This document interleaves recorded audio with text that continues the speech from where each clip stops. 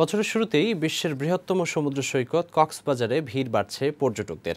সাপ্তাহিক ছুটির দিনে সে ভিড় বেড়ে যায় কয়েক গুণ।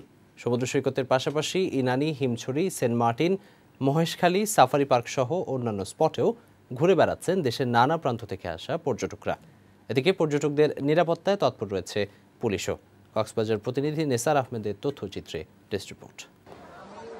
স্বপ্নের সমুদ্রের নোনা জলে গা ভাসানো আর বালুকা বেলায় দাঁড়িয়ে সূর্যাস্ত দেখা, মোহনীয় এই স্বপ্নের আবেশে গা ভাসাতে বছর জুড়েই কক্সবাজারে ভিড় করেন দেশ বিদেশের পর্যটকরা। শীত মৌসুমের কিংবা ছুটির দিনগুলোতে এই ভিড় বেড়ে যায় বহুগুণ। বঙ্গোপসাগরের শীতল পানিতে গা ভেজানোর পাশাপাশি নানান উল্লাসে অবসর বিনোদনে মাতেন তারা।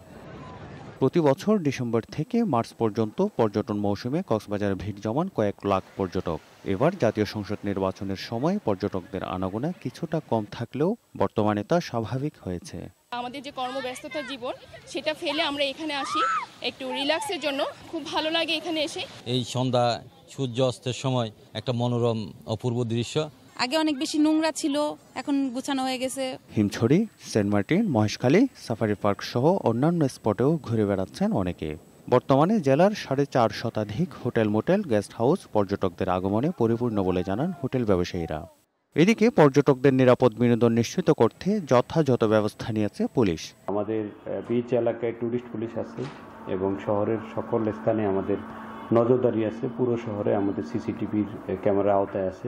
যানজট কিংবা অন্য কোনো কারণে পর্যটকদের যাতে ভোগান্তি পোহাতে না হয় সেদিকেও নজর রয়েছে বলে জানান জেলা পুলিশ সুপার। ডেস্ক রিপোর্ট, বৈশাখী সংবাদ।